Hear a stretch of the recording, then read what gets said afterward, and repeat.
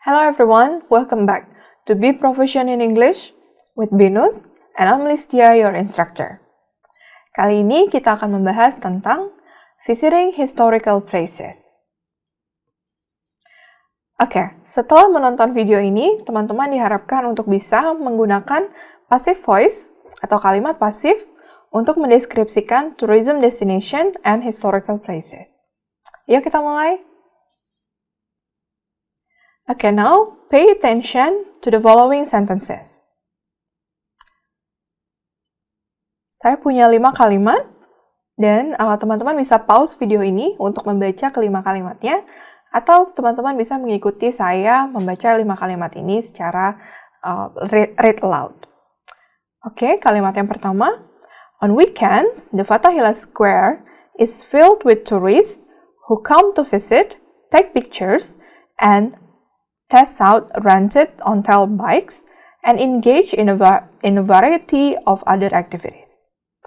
Kalimat kedua, if you prefer a private tour, many one-day tour program to visit Jakarta's Old Town and Chinatown are provided by local tour agents. Kalimat ketiga, sometimes translated as the Puppet Museum, it was opened in 1975, but it stands on a historic site that dates back to 1640, as here was once the old Dutch church. Here you can also learn how shadow puppets are made or join a workshop on puppetry. Kalimat nomor 4. In the Fine Arts and Ceramic Museum, marvelous displays and arts by Indonesian finest maestros are kept neatly following each period. And the last sentence, the Java's Bank or the Java Bank was founded in 1828. Its function was to issue the Netherlands Indies Gulden. Bank Indonesia was founded on July 1st, 1953, being the nationalization of the Java's Bank. Oke, sekarang teman-teman semua perhatikan atau pay attention kepada kata-kata yang dicetak tebal.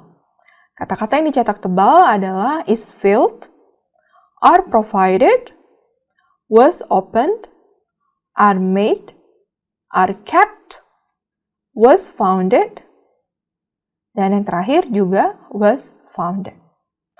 Kira-kira kata-kata tersebut apa ya? Well, jawabannya adalah kata-kata tersebut termasuk ke dalam passive voice atau kata dalam bentuk pasif. Kita juga kenal dengan istilah kata kerja bentuk pasif. Transitive verbs have both active and passive forms. Teman-teman juga kenal ada istilah kata kerja aktif, ya kan? Nah, di dalam tabel ini, teman-teman bisa lihat perbandingan antara kata kerja aktif dengan bentuk pasifnya. Misalnya, contoh yang pertama, kata kerja aktif adalah the government opened the museum for public in 2009. Sedangkan bentuk pasifnya, the museum was opened for public in 2009.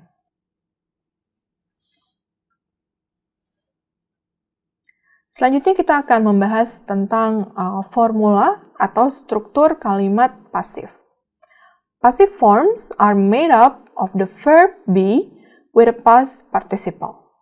Contohnya seperti ini.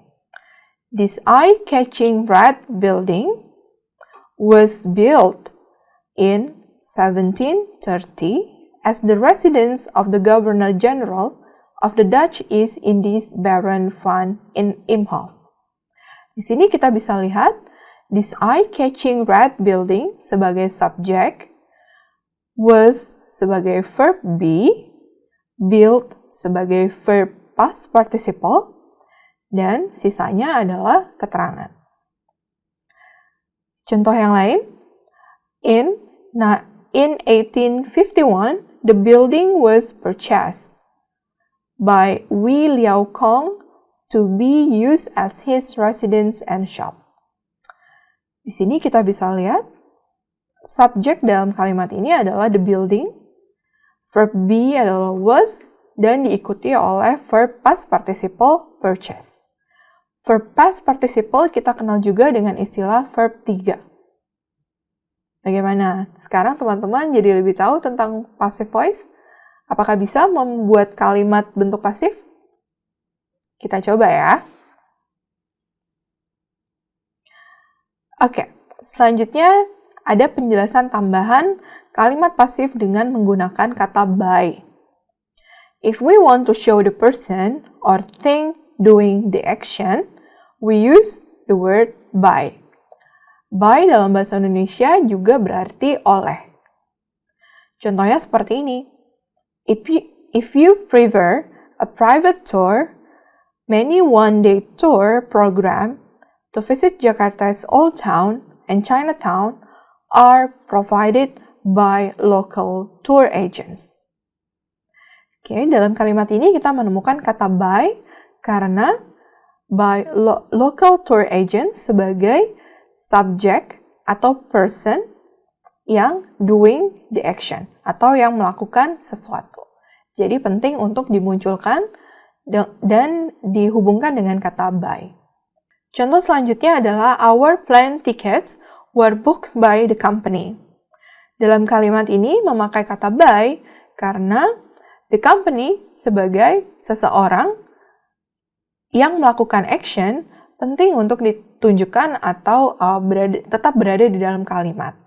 Oleh karena itu, kata by tetap diperlukan. We can use the indirect object as the subject of a passive verb. Contohnya seperti ini. Bentuk aktifnya adalah I gave him a book for his birthday. Dan bentuk pasifnya menjadi he was given a book for his birthday. Contoh selanjutnya, bentuk aktif, someone sent her a check for 1,000 euros. Dan bentuk pasif, she was sent a check for 1,000 euros. Teman-teman bisa lihat perbedaannya. Dalam kalimat-kalimat ini, kata by tidak lagi diperlukan. We can use the phrasal verbs in the passive. Contohnya, dalam bentuk aktif, they called off the meeting. Kita ubah menjadi pasif, the meeting was called off. Contoh lain, his grandmother looked after him. Dan dalam bentuk pasif, kita bisa menemukan he was looked after by his grandmother. Oke, jadi phrasal verbs seperti called off, was called off, look after, was looked after, bisa juga digunakan dalam bentuk aktif maupun pasif.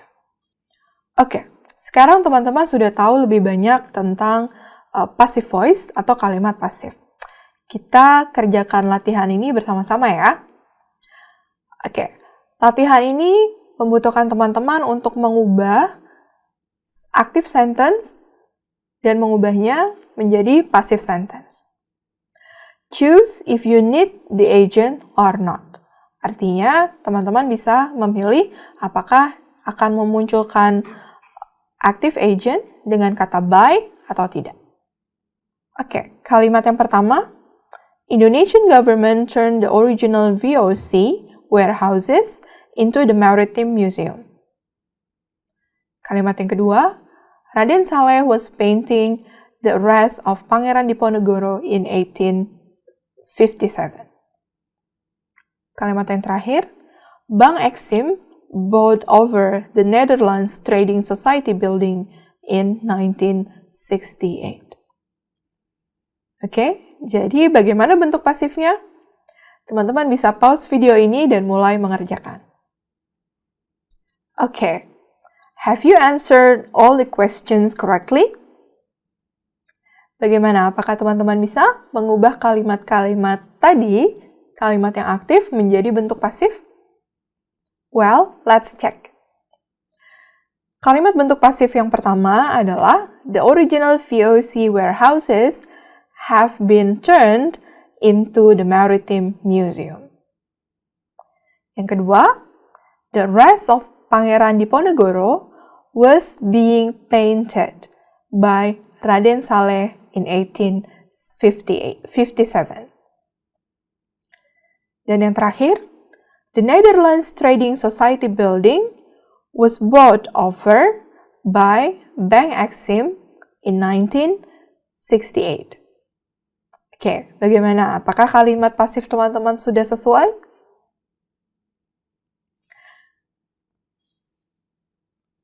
Oke, teman-teman sudah tahu lebih banyak tentang passive voice, sudah mengerjakan exercise juga tentang passive voice. Sekarang kita lakukan reflektif ya. Right, can you now describe what you did this morning in passive sentences? Give them a try in the comment section. Oke, jangan lupa komen dan jawab pertanyaannya ya. Well, sekarang adalah akhir dari video pembelajaran ini. Kita akan bertemu di video selanjutnya. Keep up the good work!